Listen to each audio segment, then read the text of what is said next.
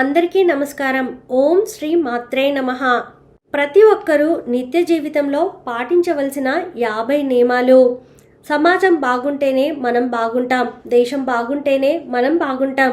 సకల ప్రాణకోటి క్షేమం ఆలోచించిన మన పూర్వీకులు మనిషిని మహర్షిగా మార్చేందుకు కావలసిన నియమాలు ఏర్పరిచారు. మన పూర్వీకులు అలానే జీవించారు. మరి మనం పాటించవలసిన ఆ నియమాలేంటో ఇప్పుడు తెలుసుకుందాం. మంత్రోపదేశం చేసిన వారు మాత్రమే గురువు, తక్కిన విద్యలు నేర్పిన వారు అధ్యాపకులు మాత్రమే. అట్టి గురువును ఏ పరిస్థితుల్లోనూ నిందించరాదు, ఆయన ఎదురుగా కాళ్ళు చాపి కూర్చోరాదు. తల్లిదండ్రులను పూజించాలి, ఎట్టి పరిస్థితులను దూషించరాదు. భోజనం తూర్పు ఉత్తర దిక్కుల వైపు కూర్చొని చేయాలి. బట్టలు ధరించకుండా నదిలో స్నానం చేయరాదు. నడుస్తూ కానీ నిలబడి కానీ మలమూత్రాదులు విడవరాదు. అలాగే దేవాలయాల్లోనూ గోశాలలలోనూ మలమూత్రాదులు విడవరాదు. తూర్పు దక్షిణ దిశలలో తలపెట్టి నిద్రపోవాలి. ఉత్తర పశ్చిమాన వైపు తలపెట్టి నిద్రిస్తే వారు ప్రమాదాల పాలవుతారని మార్కండేయ పురాణం చెబుతోంది. చతుర్దశి అష్టమి దినాలలో తలంటూ పనికిరాదు. అలాగే స్త్రీ సంగమం కూడా పనికిరాదు. ఇతరుల చెప్పులు వస్త్రాలు అస్సలు ధరించకూడదు. గురు పాపం ఎవరికీ చెప్పరాదు. గురువునకు కోపం వస్తే తక్షణం ప్రసన్నం చేసుకోవాలి. పిసిని కొట్టుతో శత్రువుతో అసత్యం పలికేవాడితో భర్తను తిట్టే స్త్రీతో స్నేహం చేయకూడదు. కలిసి భోజనం చేయడం కూడా మహాపాపం. పురాణాలు చెప్పే వ్యక్తి సర్వోత్తముడు. అటువంటి వారిని ఎన్నడూ నిందించరాదు. స్నానం చేయకుండా అన్నం వండరాదు, ఆ అన్నం తినరాదు. అలాగే నోటితో అగ్నిని ఆర్పరాదు, ఊదరాదు. ఏదైనా ఇమ్మని గురువు కోరితే శాస్త్రవచనం. అటువంటి గురువును ఎట్టి పరిస్థితుల్లోనూ అసహించుకొనరాదు. 10,000 యజ్ఞాల ఫలితం కూడా ఈ ఒక్క కార్యంతో నశించిపోతుంది. కనుక గురుధిక్కారం పనికిరాదు. పుణ్యకార్యాల్లో చోళ్ళు, జొన్నలు, వెల్లుల్లి, ఉల్లి, చద్ది పదార్థాలు తినరాదు, ఉపయోగించరాదు. ఎట్టి పరిస్థితుల్లోనూ ఆత్మహత్య చేసుకోరాదు. అలా చేసుకున్న వారు కొన్ని వేల జన్మలు పిశాచ జన్మలెత్తి వికలాంగులై పడతారు. తడిసిన బట్టల నీళ్లు ఇతరులపై పడేట్లు విదిలించరాదు. భుజాల మీదుగా వస్త్రం లేకుండా దైవ పూజ చేయరాదు. అలాగే భోజనం కూడా చేయకూడదు.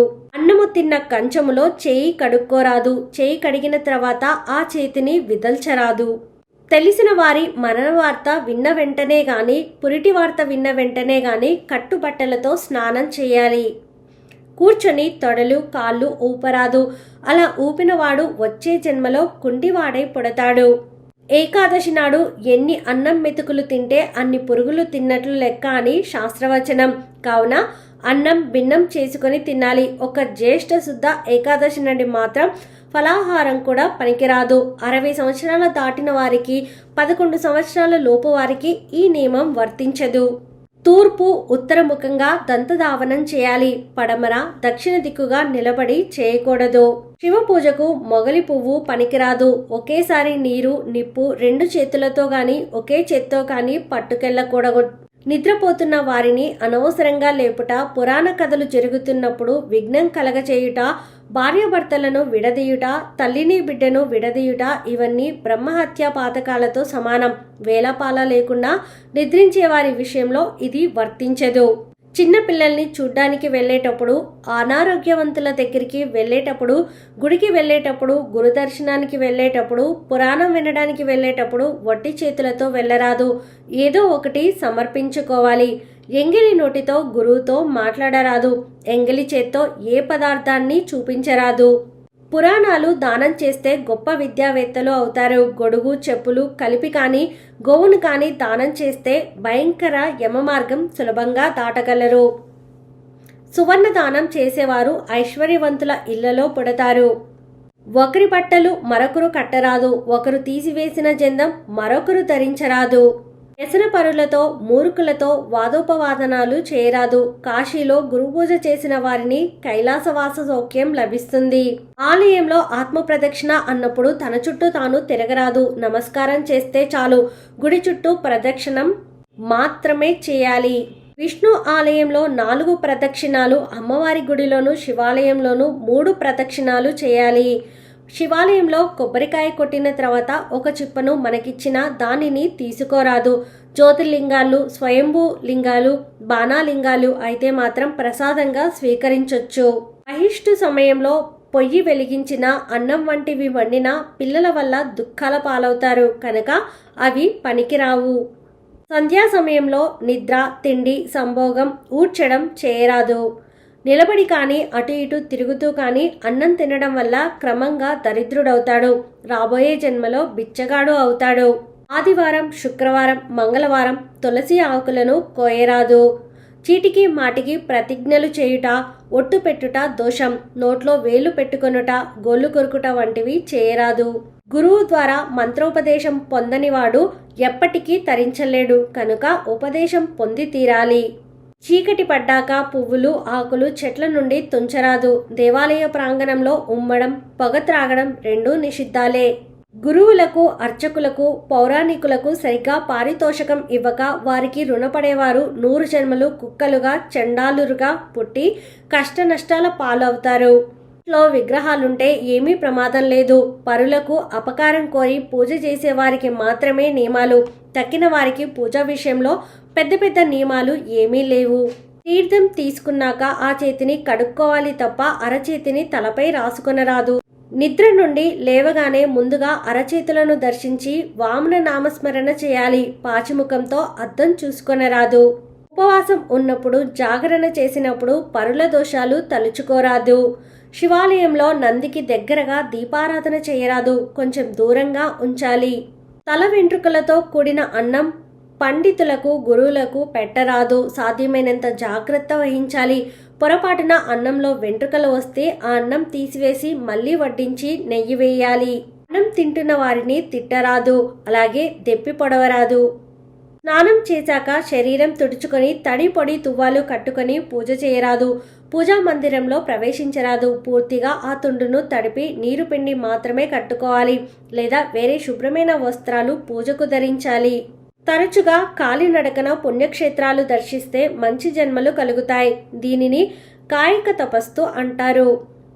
చేసిన వస్త్రాలు ఉతికి ఆరివేయకుండా వాటితో దైవ పూజ చేయరాదు. అన్ని శ్మశానం దాకా మోసిన శవాన్ని ఇంటి దగ్గర ఉండడానికి అనుమతినిచ్చిన నరకానికి పోకుండా స్వర్గానికి పోతారు. గృహ ప్రవేశ కాలంలో గాని ఏడాది లోపు గాని ఆ ఇంట మణిద్వీప పారాయణం చేయడం చాలా మంచిది. ఇది వాస్తు దోషాలను పరిహరిస్తుంది. పుట్టిన రోజు నాడు దీపాలు కానీ కొవ్వొత్తులు కానీ ఆర్పరాదు. నోటితో అగ్నిని ఊదుట ఘోర పాపం. అటువంటి వారు గ్రహణపు మొరితో పడతారు. శుక్ర, శనివారం వంటి వార నియమాలు పెట్టుకున్న వారు హోటల్ టిఫిన్లు తినుట కానీ ఆనాటి అల్పాహారంలో ఉల్లి వాడుట కానీ నిషేధం. ఇది ప్రయాణం మధ్యలో ఉన్న వారికి వర్తించదు. చీటికి మాటికి యజ్ఞోపవీతం తీసి పక్కన పెట్టడం, తాళి తీసేస్తుండడం రెండు భయంకర దోషాలే. విజయదశమి, శివరాత్రి దినాలలో మాంసాహారం, ఉల్లి అస్సలు పనికిరాదు. దీపాలు పెట్టే వేళ తలదువ్వుకోరాదు. ఇలా చేసిన స్త్రీకి 100 జన్మలలో వైధవ్యం కానీ అసలు పెళ్లి జరగకపోవడం వంటివి జరుగుతాయి. ఆరాధనకు ఒక కుంది మాత్రమే వాడినప్పుడు అందులో 3 ఒత్తులు వేయాలి.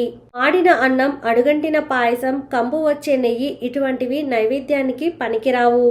కాయ కొట్టాక వెనక వైపు పీచు తీయాలనే నియమం కూడా తప్పనిసరి కాదు. శుభ్రత కోసం పీచు తీయవచ్చు, తీయకపోతే దోషం ఏమీ లేదు. కొబ్బరికాయను నీళ్లతో కడిగి కొట్టడం చాలా తప్పు. కొబ్బరికాయను పీచు వలిచివేశాక నీళ్లతో అస్సలు కడగరాదు. క్రూరుడు, దుష్టుడు కాని మగానితో తాళి కట్టించుకున్న భార్య కాపురం చేయక ఏడిపించడం, చెప్పిన మాట వినకపోవడం, తాళి తీసి భర్త చేతిలో పెట్టడం అస్సలు చేయరాదు. ఇలా చేసిన స్త్రీకి 100 జన్మలలో వైధవ్యం కానీ అస్సలు పెళ్లి కాకపోవడం కానీ జరుగుతుంది. గురువు గారి బట్టలు ఉతికి ఆరవేసిన వారికి 3 జన్మల పాపాలు తొలగుతాయి. ఇంటికి గురువు వస్తే టక్కున లేచి నిలబడి ఎదురుగా వెళ్ళి లోపలికి గౌరవంగా తీసుకుని వచ్చి ఆసనం వేసి కూర్చోబెట్టకుండా మాట్లాడరాదు. సాగనంపేటప్పుడు బయటకు వచ్చి గురువుని కొంచెం దూరం అనుసరించాలి. ఈ వీడియో మీకు నచ్చితే ప్లీజ్ లైక్ చేయండి. మరికొంతమందికి వీడియోని షేర్ చేయండి. ఫస్ట్ టైం ఛానల్ని చూసిన వారు సబ్స్క్రైబ్ చేసుకుని పక్కనే ఉన్నటువంటి బెల్ ఐకాన్ని ప్రెస్ చేయండి. సర్వే జన సుఖినో భవంతు.